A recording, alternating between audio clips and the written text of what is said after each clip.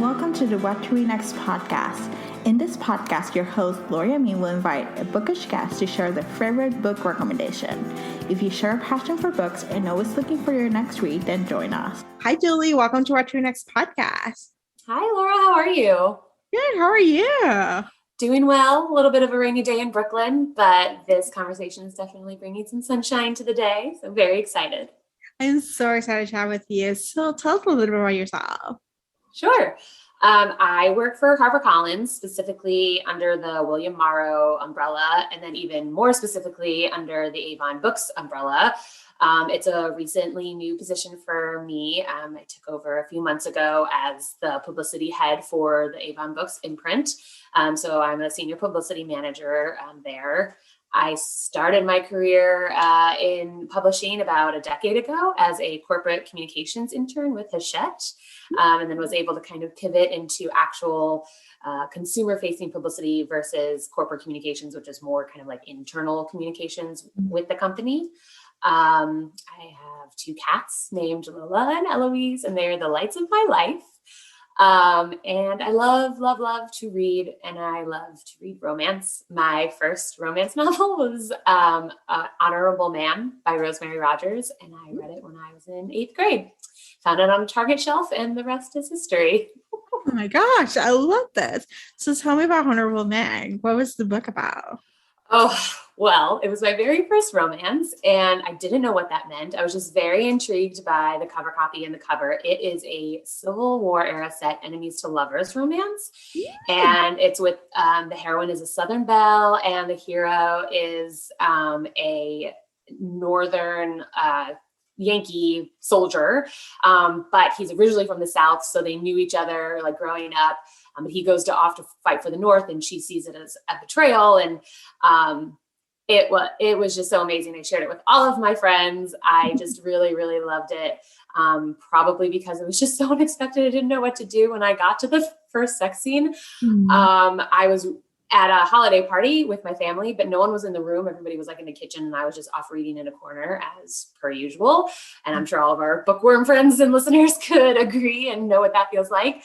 But I got to the first sex scene, and I felt my eyes go really wide, and I closed the book, and I like tiptoed around the corner to where everybody else was, and they were completely absorbed in the conversation they were having, not paying attention to me. So I was like, cool, no one will know what I'm reading right now. So I tiptoed back and opened the book and just carried on with my merry way. But I will never forget that feeling of like, oh, I'm going to get caught, but this is amazing. Oh my gosh. Yeah, I would say my first sex scene was Forever. I think Judy Blume's Judy Blume's YA, risque YA, Nice. And then I didn't read romance until 2016. So I knew there was like some sex scenes in women's fiction, but it wasn't as prevalent as when I started reading romance, and I was like, oh my gosh, the world opened up, And I mean, in 8th grade, you're what, like 13, 14. Yeah. So like, I think that was also my just first exposure to kind of like sex on the page, and not necessarily like a closed door or like a fade out kind of thing. And of course, I mean, I wasn't allowed to watch rated R movies at the time. So like even the PG-13 movies and like sex representation in pop culture was still very kind of muted.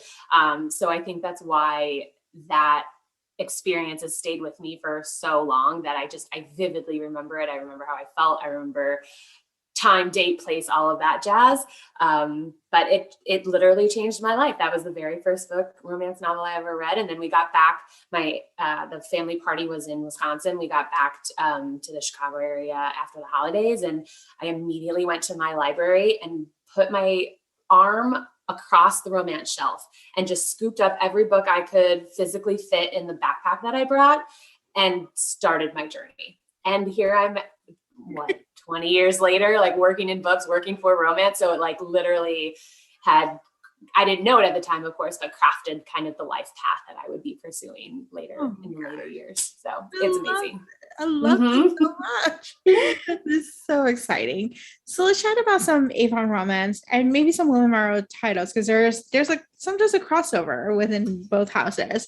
Yes. So what has been some of the books that came up, in the past year that we should be adding it onto our TBRs or buy them, before, and ask our booksellers to get it before supply chain, Oh, yes. Well, so all of these questions, when people ask me, like, what are you reading? What should we buy? All of those kinds of questions, they're very hard to answer because trying to pick a favorite book is like trying to pick your favorite child or your favorite pet, which usually you don't have one. So our list is amazing. I'm so proud of the books that Avon and Morrow like publish across the board. So I tried to pick a few of these books that I wanted to kind of highlight to across the spectrum in terms of mass markets, in terms of rom-coms and trade paperbacks, in terms of historicals versus contemporaries. I wanted to try and be as inclusive as possible. So quote unquote disclaimer, this is by no means an exhaustive list, but everyone should just read all of the Avon books ever published if you don't have a towering TBR already. But so back in February of this year, we published a book by Eva Lee called Waiting on a Scot Like You. And it's part of this series that she's been writing inspired by the Breakfast Club and like 80s rom-coms. And so each book in the series is a reimagining of a classic 80s movie. And Waiting on a Scot Like You is the retelling of Ferris Bueller's Day Off, but with a lady Ferris and her grumpy Scottish traveling companion. So that's really fun if you're looking for kind of like a read inspired by nostalgic rom-coms and the whole Rat Pack type of feeling. And then in March, we published one of my all-time favorite books, Actor Age Eve Brown by Talia Hibbert. It was the final book in her Brown Sisters series, but it definitely can be read as a standalone. And it basically is about the youngest Brown sister who is kind of a hot mess express and like just feels like she can't ever do anything right. So she kind of goes on this journey of self-discovery. She like flees her home and she quite literally crashes into the life of an uptight B&B bed and breakfast owner. And the shenanigans kind of happen from there. He's very uptight, he's very straight-laced, and she's very kind of like wild child. And so it's a lovely kind of romance to see bloom between them two. It's also inclusive romance because it's an interracial couple, and actually both characters are on the spectrum. So I thought Talia does such an amazing job kind of writing real stories and real characters that have kind of like real relatable type, I don't want to say issues because they're not issues, but like just kind of mountains to climb. Yeah, like life challenges. Absolutely. And it's like you kind of see the reflection of real life and real people in her books, which are amazing. Yep. And then a little bit more recently, but still, if you can believe it, a few months ago, in July, we published this book called The Viscount Made Me Do It, which is by Diana Quincy. And I love it because, again, it's another inclusive romance. The heroine is of Arab descent, as is Diana.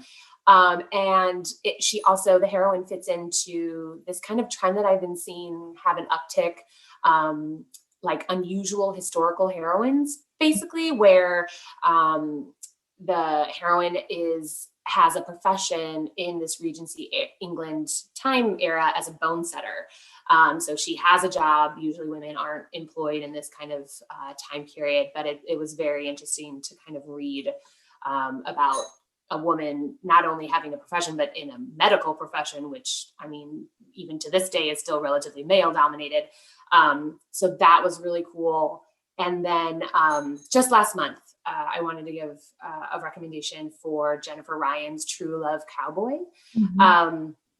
We don't see a lot of Western romances anymore, or as like right now. And Jen Ryan is such a gem.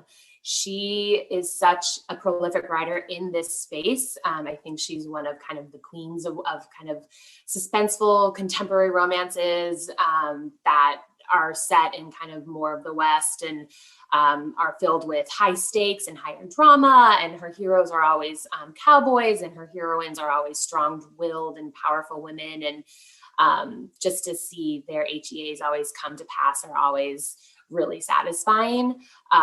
So this one, True Love Cowboy, is the last book in her McGrath series, again, though it is a standalone.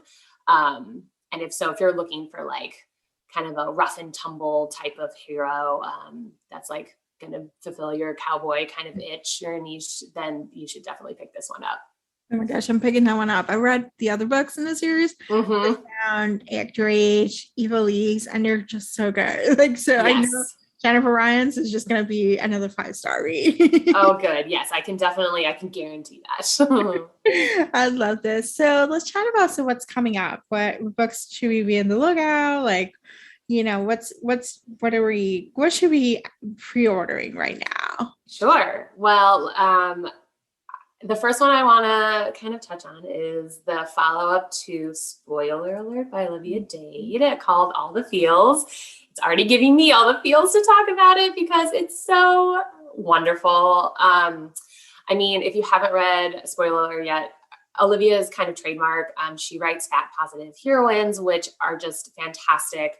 All of her heroines are always sexy, and she writes with care and insight.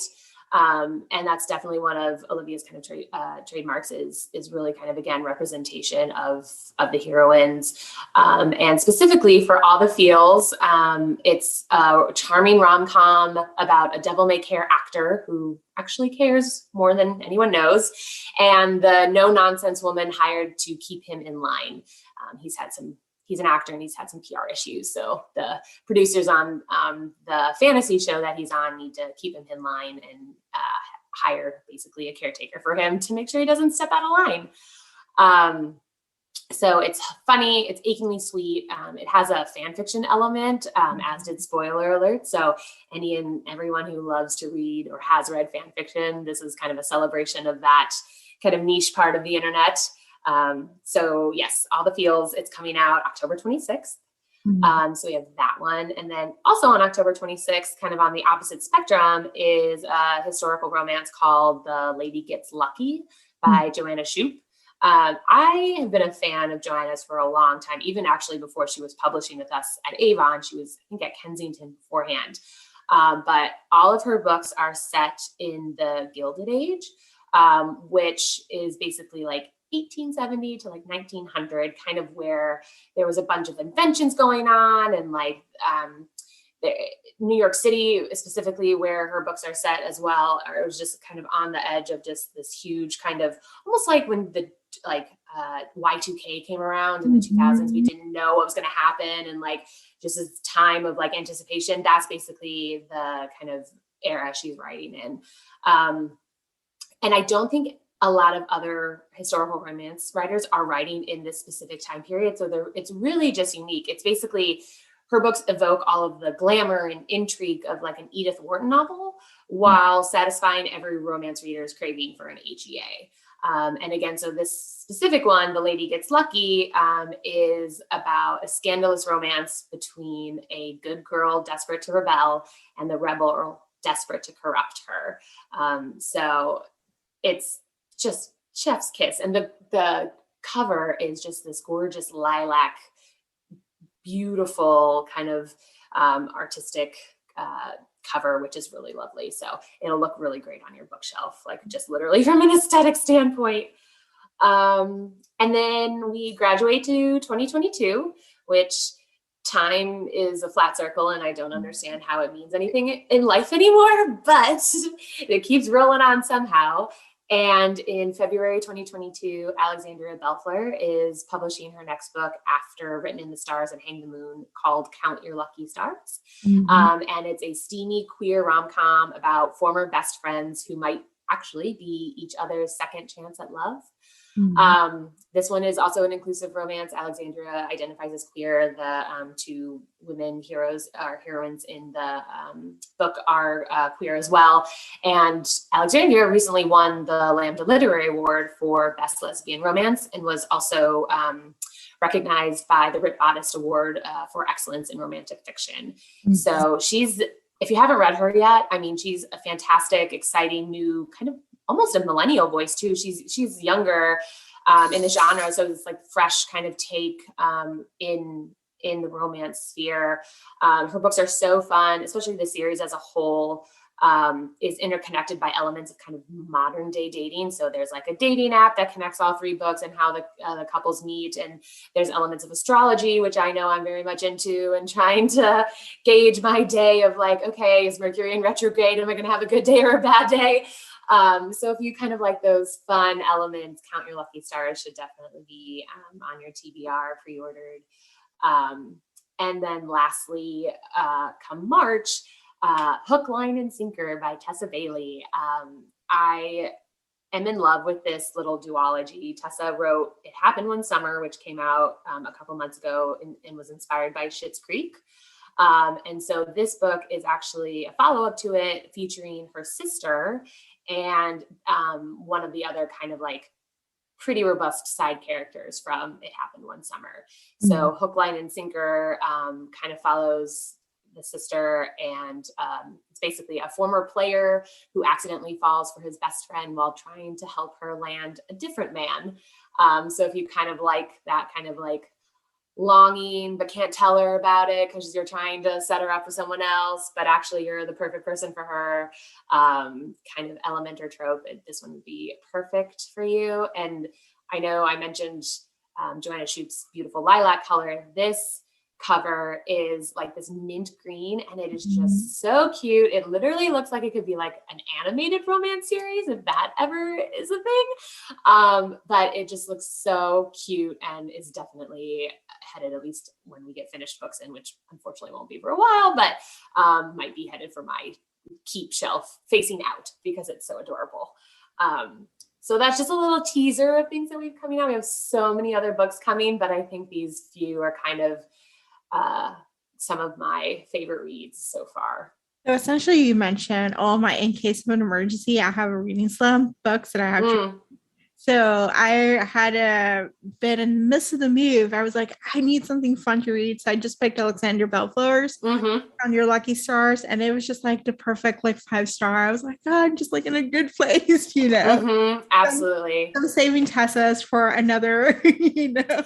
Absolutely. I mean, and it's such a joy to read them for the first time, but I really feel like one of the things I think Avon does so well is that we try and publish books that you're going to want to come back to and really be drawn into and have an experience as a reader.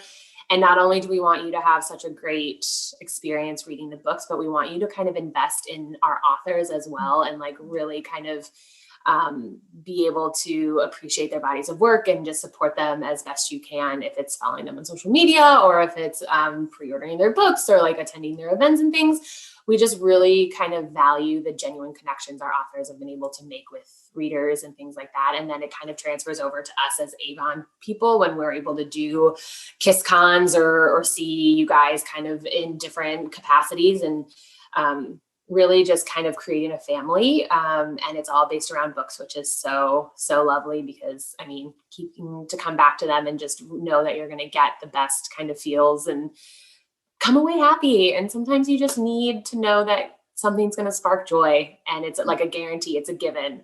And I feel like Avon Books does that a lot, which it seems like from your break in case of emergency, I think we're doing our job okay. Yes, it's like my in case of an emergency. I was like, I need something to pick me up, and I was like, this is what I need to read. So I think you have amazing authors who are not only, I've had the opportunity to talk to them, and they're like so knowledgeable and so sweet and so great, and they're like ready, you know, to write amazing stories that can transport you out of, you know, the rut, you know. Absolutely. And we want them to also be kind of like, I know I mentioned this with Talia, reflective of all of the readers that we serve. And like, we're always trying to go and find those kinds of stories, whether it be on a diversity track, whether it be on a LGBTQ track, whether it be on a like different size, shape, religion, spirituality, whatever it might be. I think one of the beautiful things about love in general is that it could be self-love and a journey discovery of like maybe your career is your love, and that's okay. And you're going to be the best damn thing at whatever your career is, or maybe it's familial love, reconnecting and having these beautiful stories like Jill Shalvis writes about sisters or moms and daughters and things like that, or even if it's romantic love. Being able to kind of celebrate love in all its forms is definitely one of the tentpoles we try to do here at Avon. And you guys are always letting us know what you like, what you don't like, what you wish you could see more of, all that kind of stuff. And we love that kind of feedback. Absolutely. Yeah, I love diversity. Like it was the first couple of times I've seen myself in a story was You Had Me at Ola. Yes. I'm from Puerto Rico and I'm from the island. So I was like, I remember I got a chat with Alexis. I was like, you got the island right, because it's not the same as like, like people from the island is different from Puerto Rico as opposed to people from New York who are Puerto Rican descent. Two very different experiences.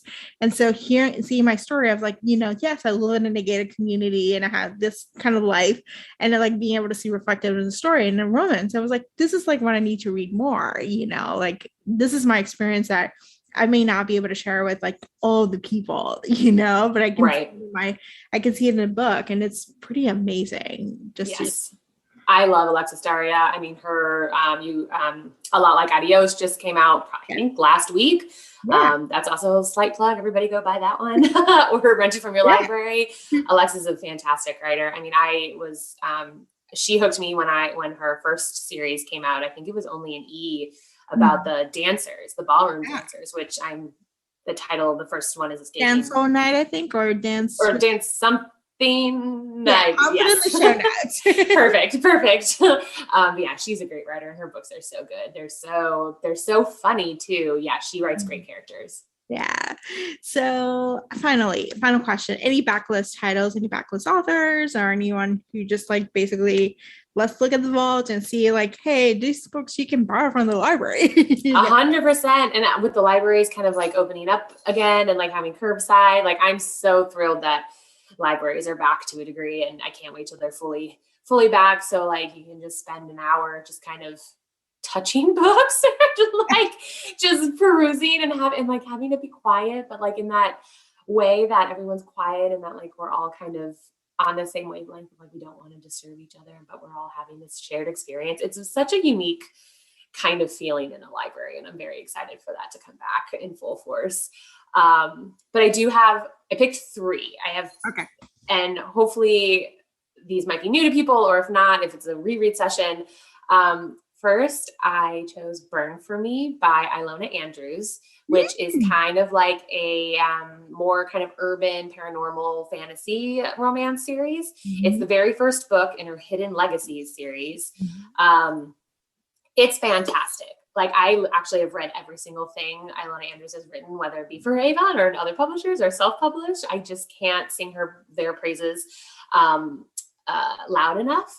And I picked Burn for Me because the last book in her kind of spin-off series from this series, Ruby Fever, is slated to come out soon-ish. We're hopefully next summer, fingers crossed. So we'll have plenty of runway if you want to read the Hidden Legacies series, which is just 3 books. And then the spin-off series, there's 2 out right now. So she is amazing, or they're amazing. It's actually, I keep forgetting, it's actually a husband and wife team. Fantastic books, especially for like kind of the paranormal, urban fantasy type lane of the genre. And then A Princess in Theory by Alyssa Cole is the first in her Reluctant Royal series. I had the privilege of working on Alyssa's newest book that came out in May called How to Find a Princess, which is actually a queer Anastasia-inspired novel. And I had also been reading Alyssa since she was publishing, again, not with us, but her Civil War books. And of course, again, I'm blanking on those titles, but those are really good. But if you can't get enough of like Harry and Meghan or royalty kind of love stories in general, like The Royal We or Red, White, and Royal Blue or The Royals Next Door, A Princess in Theory is fantastic.